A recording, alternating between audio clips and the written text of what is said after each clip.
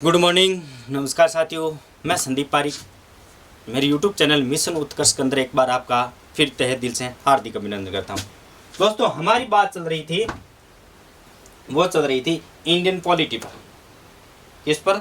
Indian polity पर। Indian polity पर हम चर्चा कर रहे थे प्रस्तावना पर। अनुसूची हमने पढ़ ली थी, अब हेडिंग डाल लीजिए प्रस्तावना। प्रस्तावना, पहले तो प्रस्तावना है क्या, प्रस्तावना किसको कहते हैं, आखिर प्रस्तावना में क्या लिखा हुआ है, वो कौन सी बातें हैं कि सर हम जिसके आधार पर प्रस्तावना को समझ सकते हैं। तो देखो, प्रस्तावना क्या है, तो प्रस्तावना है क्या इसके बारे में थोड़ा बहुत जान लीजिए कि प्रस्तावना की आखिर परिभाषा क्या है। तो दोस्तों, प्रस्तावना वो दस्तावेज है जिसके अंदर लिखा होता है कि कोई भी नियम या कानून बनाया है, वो जो नियम या कानून बनाया गया है उसके मेन 3 उद्देश्य होते हैं, उसकी मेन 3 बातें होती है। वो क्या है? देखो, इसका उद्देश्य क्या है,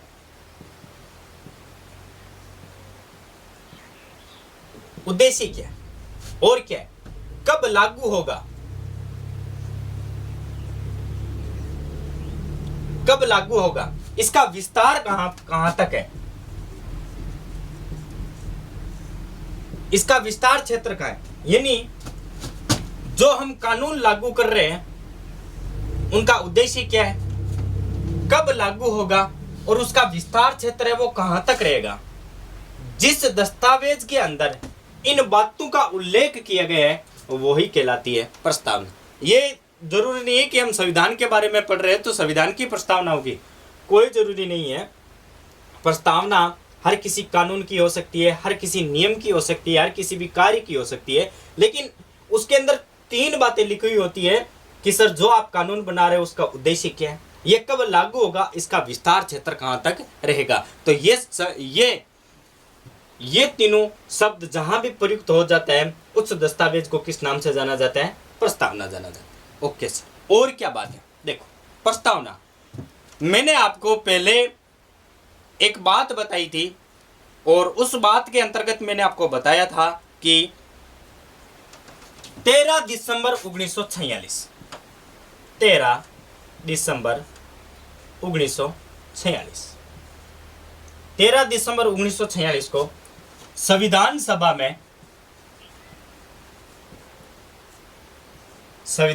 में एक उद्देश्य प्रस्ताव रखा गया था।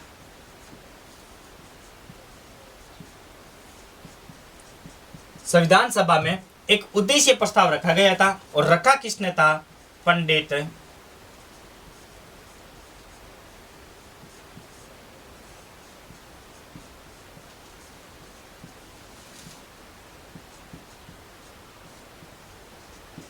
किसने रखा था?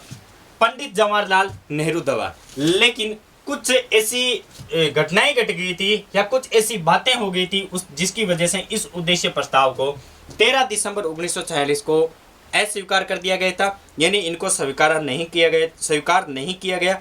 उसके बाद क्या हुआ आप सभी को पता है, 22 जनवरी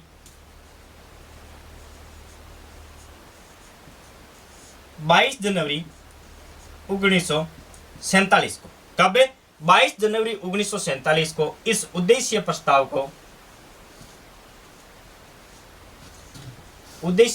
को संविधान सभा द्वारा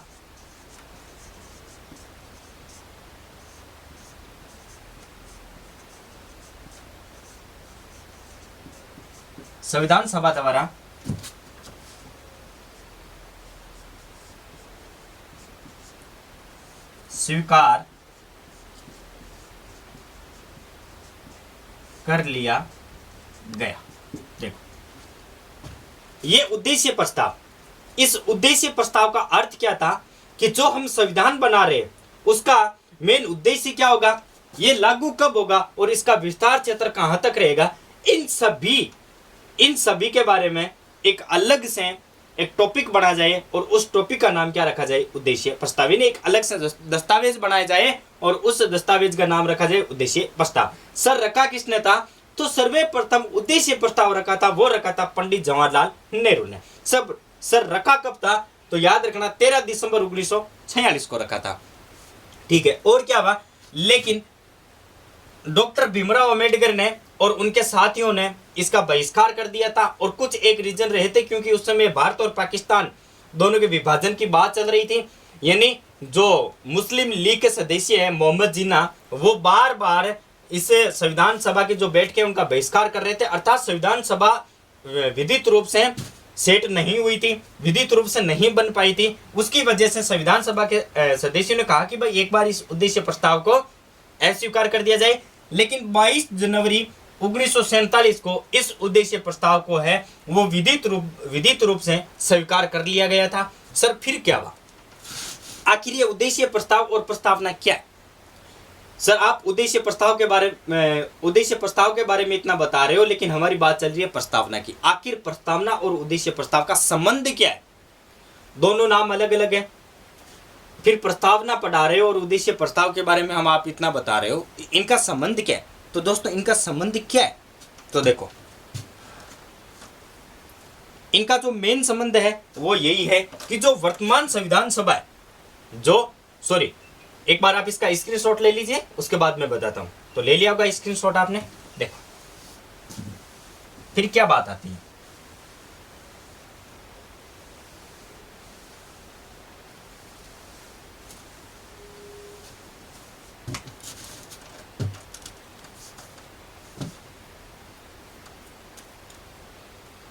देखो, उसके बाद आपने नाम सुना होगा उद्देशिका। उद्देशिका नंबर 1 उद्देश्य,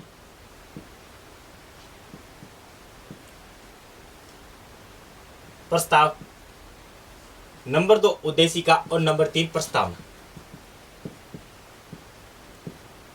प्रस्ताव। तो हम बात कर रहे थे उद्देश्य प्रस्ताव की। तो दोस्तों याद रखना, वर्तमान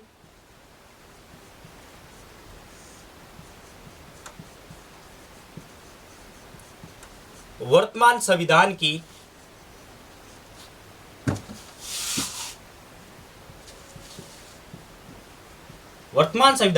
प्रस्तावना का मूल आधार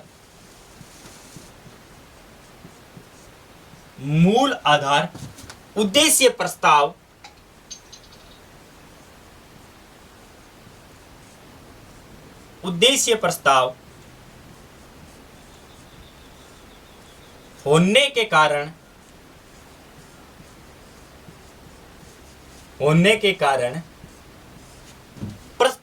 प्रस्ताव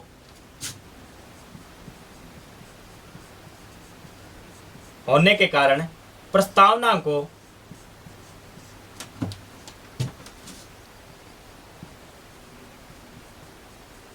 उद्देशिका कहा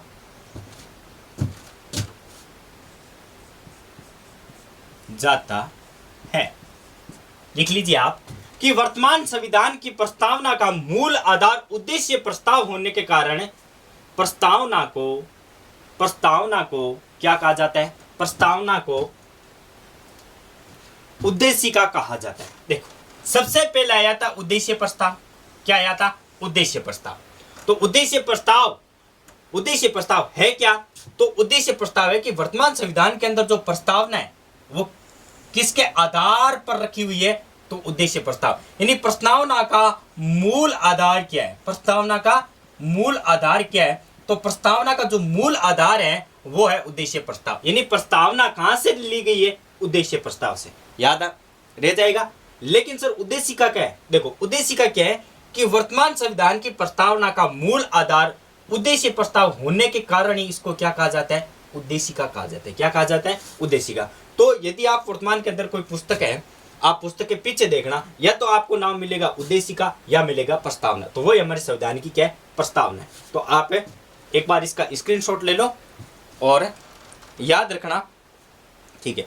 और क्या हुआ था? मैंने बोला था कि सर 22 जनवरी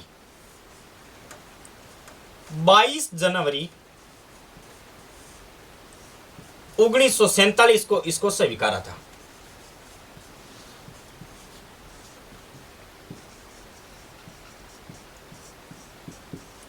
22 जनवरी 1947 को इस उद्देश्य प्रस्ताव को क्या कर लिया था, स्वीकार कर लिया था। सर यहां से मोस्ट इंपॉर्टेंट क्वेश्चन क्या बन सकता है दोस्तों, याद रखना, आपने एक नाम सुना होगा, मोहनलाल सक्सेना।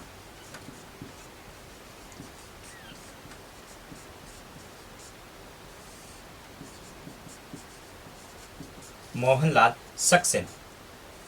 मोहनलाल सक्सेना वह महान शख्स थे जिन्होंने संविधान सभा के अंदर 22 जनवरी 1947 को जब प्रस्तावना को उद्देश्य प्रस्ताव को स्वीकार किया गया था, उस समय उद्देश्य प्रस्ताव का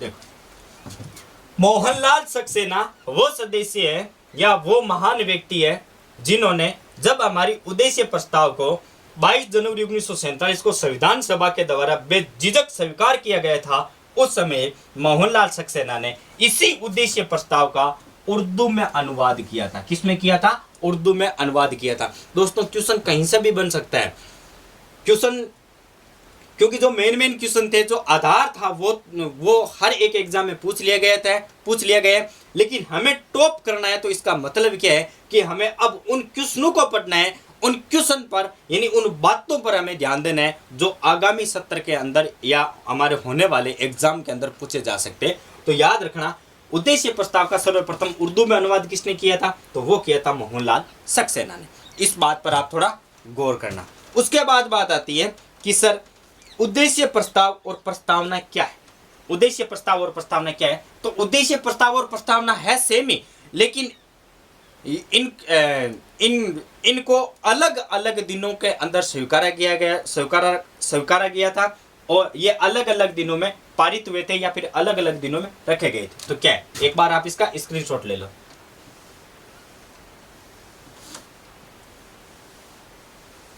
आपके दिमाग के अंदर क्वेश्चन आ रहा है कि सर उद्देश्य प्रस्ताव को तो 13 दिसंबर 1946 को रखा गया था, फिर 22 जनवरी 1947 को इसको स्वीकारा गया था, और क्या बात है, फिर सर प्रस्तावना है सेम ही। उद्देश्य प्रस्ताव से ही प्रस्तावना बनी है और उद्देश्य प्रस्ताव और प्रस्तावना से ही उद्देश्य का शब्द का उद्गम हुआ है। तो देखो, उद्देश्य प्रस्ताव को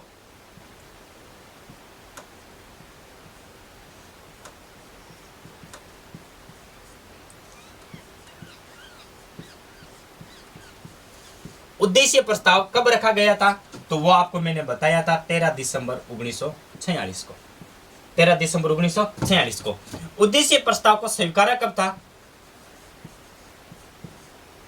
या फिर पारित कब हुआ था, तो वो याद रखना, वो हुआ था 22 जनवरी 1947 को, ये याद रखना।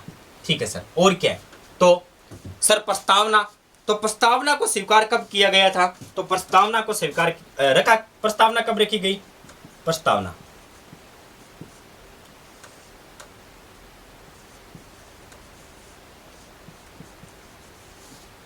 को कब रखा गया था, तो वो याद रखना 17 अक्टूबर 1949 को। 17 अक्टूबर 1949 को। सर प्रस्तावना पारित कब हुई थी या स्वीकार कब हुई थी, स्वीकार या फिर पारित, तो वो हुई थी 26 जनवरी 1950 को। 26 जनवरी 1950 को। ये याद रखना कि सर उद्देश्य प्रस्ताव है वो संविधान सभा के अंदर रखा गया था 13 दिसंबर 1946 को, लेकिन ये स्वीकार या पारित कब हुआ था 22 जनवरी 1947 को। उसके बाद प्रस्तावना कब रखी गई 17 अक्टूबर 1949 को, और ये पारित या स्वीकार कब हुई थी 26 जनवरी 1950 को। तो एक बार आप इसका स्क्रीनशॉट ले लीजिए। तो आपने ले लिया भाई स्क्रीनशॉट। अब प्रस्तावना के बारे में एक दो बात और है, वो आप थोड़ा एक दो फैक्ट है कि प्रस्तावना को किस किस में ठुकराया गया था, कब कब क्या कहा था, ये बहुत बार पूछा जाता है। दो ही मामले हैं, ज्यादा नहीं है। देखो, एक तो केशवानंद भारत बेनाम मामला है और दूसरा कौन सा है, तो वो है बेरूबारीवाद 1960 में। देखो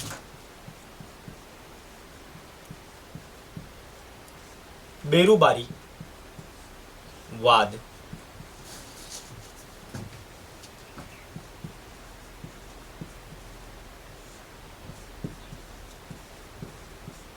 देखो अब क्या हुआ, बेरूबारी विवाद 1960 में हुआ था और इस बेरूबारी विवाद के अंदर सुप्रीम कोर्ट ने स्पष्ट रूप से कहा था,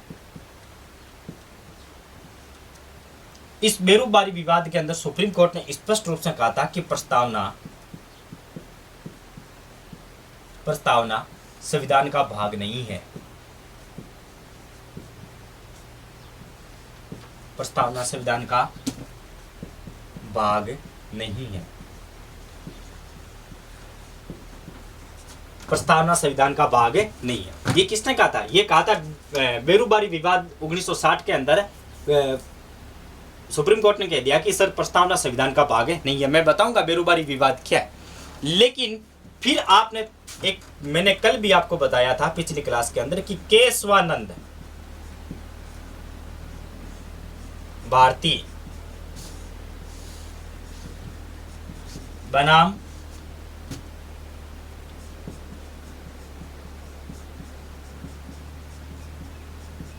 देखो इसके अंदर सुप्रीम कोर्ट ने क्या कहा कि प्रस्तावना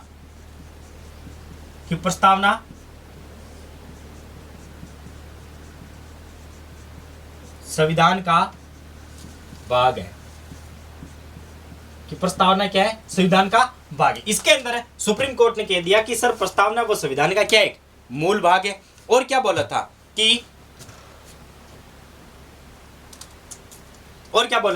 कि प्रस्तावना के अंदर भी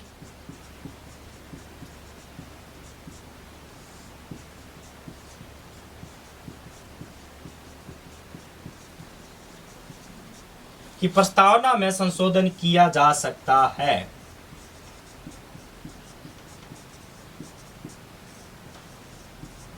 प्रस्तावना में संशोधन किया जा सकता है। तो एक बार आप इसका स्क्रीनशॉट ले लीजिए। ये दो मामले हुए थे कि जब बेरूबारी विवाद 1960 में हुआ था तब सुप्रीम कोर्ट ने स्पष्ट रूप से कह दिया कि प्रस्तावना हमारे संविधान का भाग नहीं है, नहीं है। लेकिन जब केशवानंद भारती बनाम मामला हुआ था तो इसके अंदर दो बातें सुप्रीम कोर्ट ने कही थी कि सर प्रस्तावना संविधान का भाग है और प्लस के अंदर प्रस्तावना में भी संविधान संशोधन किया जा सकता है। प्रस्तावना में भी संशोधन किया जा सकता है। तो ये आप दो मामले हैं। एक बार आप इसका स्क्रीनशॉट ले लीजिए और देख लीजिए।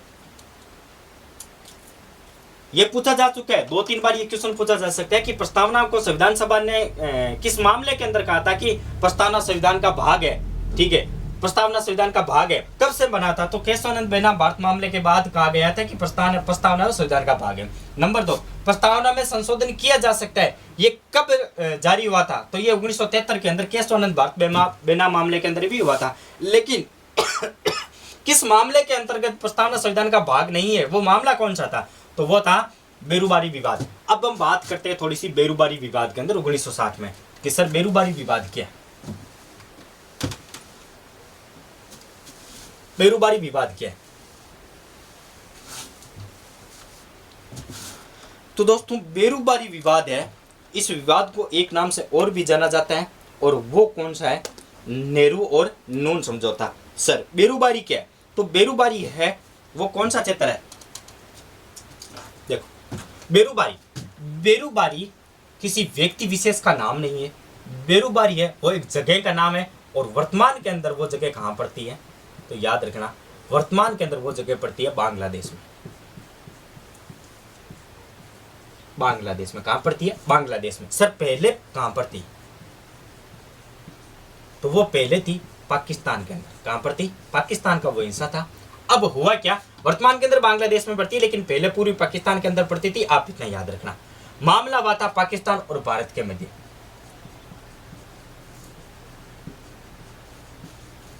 पाकिस्तान और भारत के मध्य। देखो पाकिस्तान के प्रधानमंत्री थे नून। ठीक है, पाकिस्तान के प्रधानमंत्री थे नून और हमारे कौन थे? जवाहरलाल नेहरू।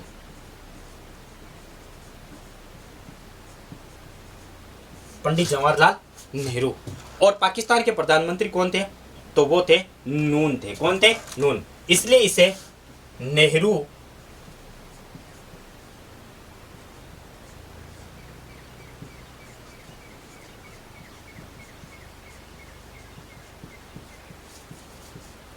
इसे नेहरू या नून समझौता भी कहा जाता है। कौन सा समझौता कहा जाता है? नेहरू या नून समझौता भी कहा जाता है। लेकिन ये नेहरू और नून समझौता कब हुआ था? तो दोस्तों याद रखना, ये हुआ था 1958 में। कब हुआ था?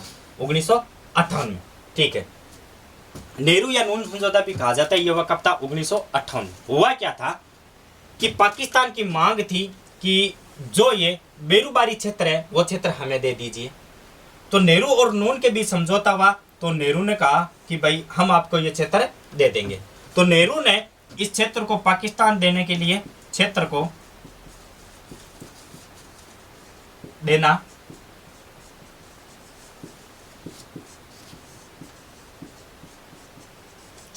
क्या कर लिया था? स्वीकार कर लिया था। लेकिन विपक्ष ने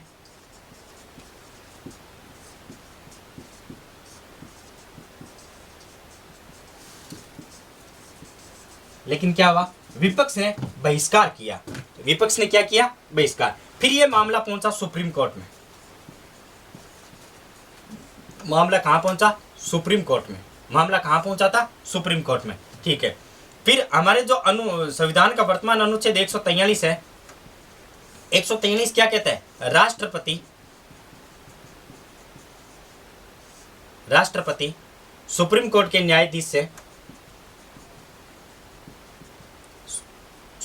न्यायाधीश से सलाह ले सकता है।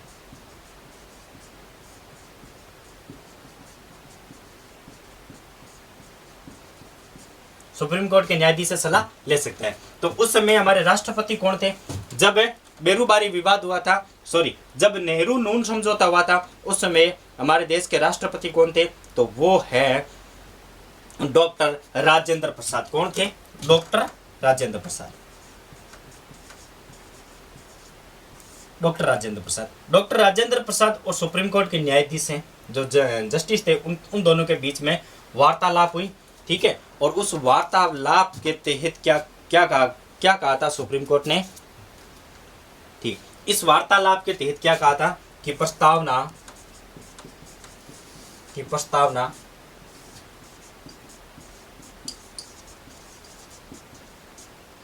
संविधान का भाग नहीं है। याद रखना, इस मामले के अंदर कहा था कि प्रस्तावना संविधान का भाग नहीं है। ये आप थोड़ा याद रखना। और क्या है?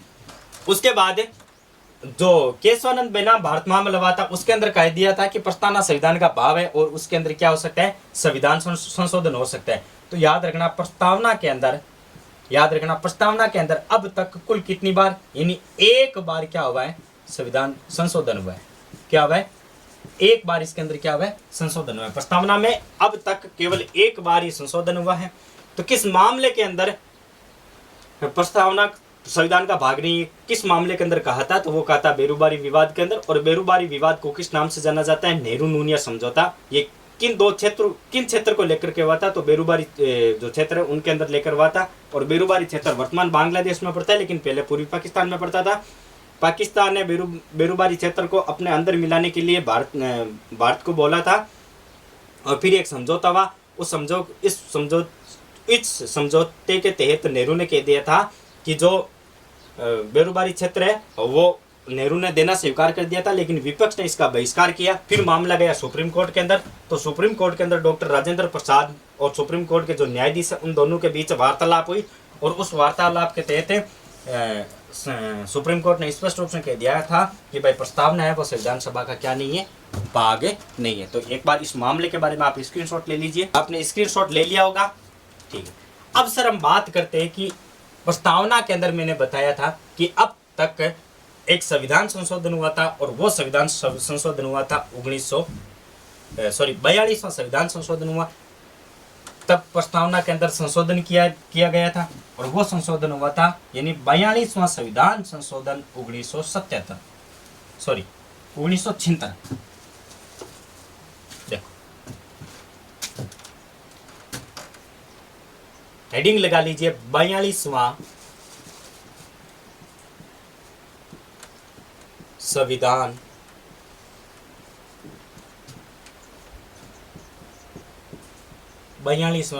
संशोधन 1976। कौन सा? 42वां संविधान संशोधन 1976। ठीक है, इस समय प्रस्तावना में क्या हुआ था? प्रस्तावना में संशोधन,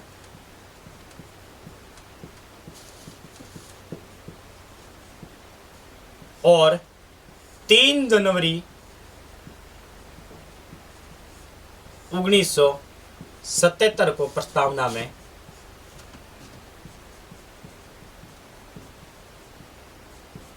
प्रस्तावना में 3 नए शब्द जोड़े गए। ठीक है, वो 3 नए शब्द कौन से थे? तो प्रस्तावना में 3 नए शब्द जोड़े गए थे, वो 3 नए शब्द कौन से थे? मोस्ट इंपॉर्टेंट क्वेश्चन है, याद रखना कौन से जोड़े गए थे। तो एक जोड़ा गया था पंथ निरपेक्षता,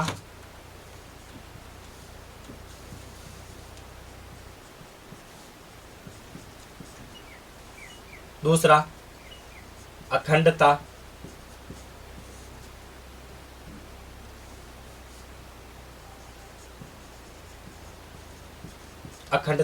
और तीसरा कौन सा जोड़ा गया था? तीसरा शब्द जोड़ा गया था, वो जोड़ा गया था समाजवाद। यदि आपको सीक्वेंस से याद करो तो यह देखो, पंथ निरपेक्षता, उसके बाद समाजवाद और अखंडता।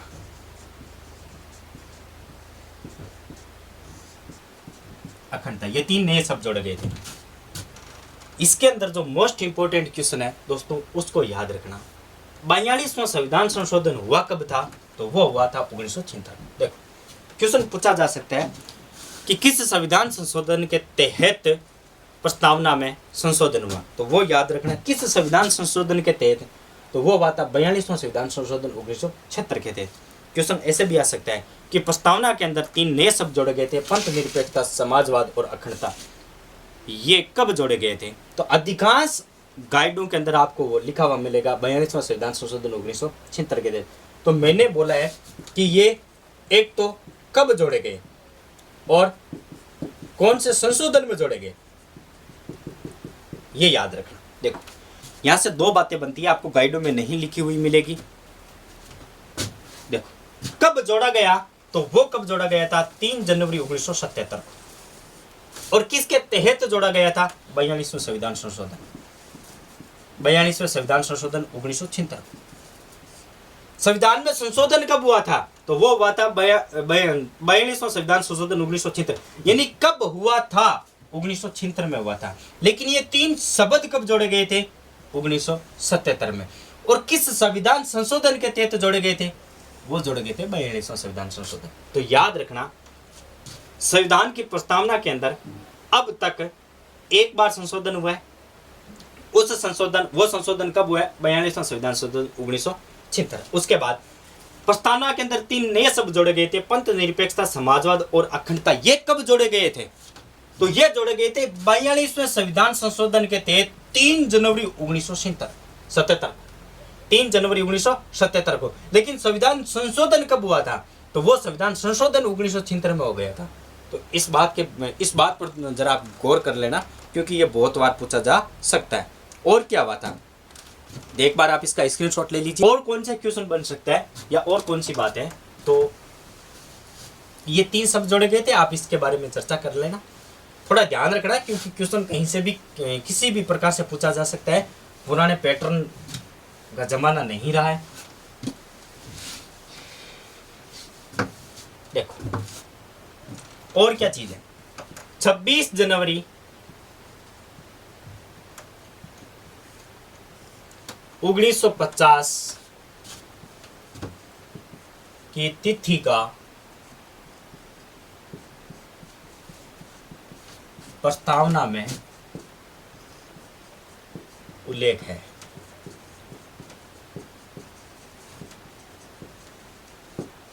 छब्बीस जनवरी 1950 की तिथि का प्रस्तावना में क्या है? उल्लेख है। सर, उल्लेख तो है, लेकिन मोस्ट इंपॉर्टेंट बात क्या है वो याद रखना। द मोस्ट इंपॉर्टेंट जो बात है उसके बारे में आप थोड़ी चर्चा कर ध्यान रखना। अंगीकृत किया गया था, इस दिन हमारा संविधान है वो लागू हुआ था, ये बात है प्रस्तावना के अंदर हम मानते हैं। लेकिन सर मोस्ट इम्पोर्टेंट क्या है, तो दोस्तों नंबर एक बात आती है, वो एक शब्द लिखा हुआ है, 3 शब्द लिखे हुए, एक तो अंगीकृत,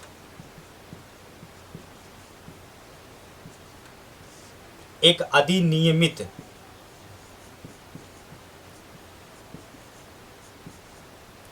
अंगीकृत, अधिनियमित, और क्या लिखा हुआ है सर, तो 3 शब्द है, अंगीकृत, अधिनियमित और आत्म अर्पित। आत्म अर्पित, ये 3 शब्द लिखे हुए, याद रखना। क्वेश्चन पूछा जा सकता है कि 26 जनवरी 1950 को, 26 जनवरी 1950 की तिथि हमारे संविधान की प्रस्तावना में उल्लेखित है, लेकिन 26 जनवरी 1950 के दिन हमारे संविधान में कौन से शब्द जोड़े गए थे, किन शब्दों का उल्लेख है, या फिर अंगीकृत, अधिनियमित और आत्मार्पित शब्दों का उल्लेख कहाँ है, वो याद रखना कहाँ पर है, प्रस्तावना में। अब सर इन शब्दों का अर्थ क्या है, अंगीकृत का अर्थ क्या है, अधिनियमित का अर्थ क्या है और आत्म अर्पित का अर्थ क्या है। तो देखो हम बात करें कि अंगीकृत का अर्थ क्या है, तो अंगीकृत का अर्थ है स्वीकार करना। क्या अर्थ है, स्वीकार करना।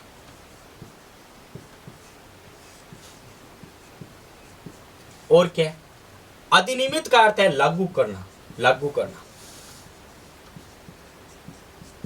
और क्या है, आत्म अर्पित का अर्थ क्या है, आत्म अर्पित का अर्थ है स्वयं को